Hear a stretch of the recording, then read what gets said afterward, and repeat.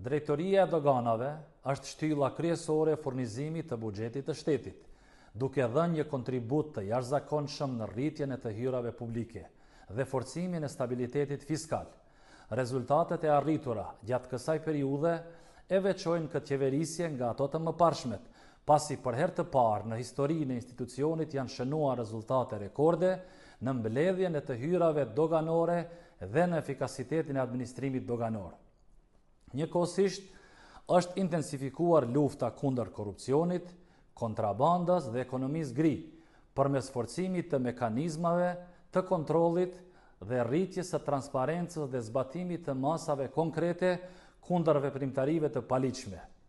Këto arritje jo vetëm që kanë ndikuar në rritjen e të ardhurave të shtetit, por kanë kontribuar edhe në krijimin e një sistemi më të drejtë, më të përgjithshëm dhe më të besueshëm për qytetarët dhe bizneset.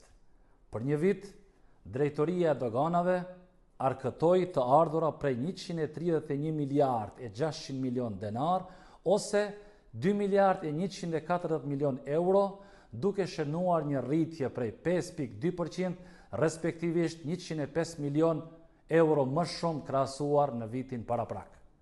Do denar i arkëtuar nga Drejtoria e doganave përfundon në buxhetin e shtetit dhe kthehet në investime për qytetarët.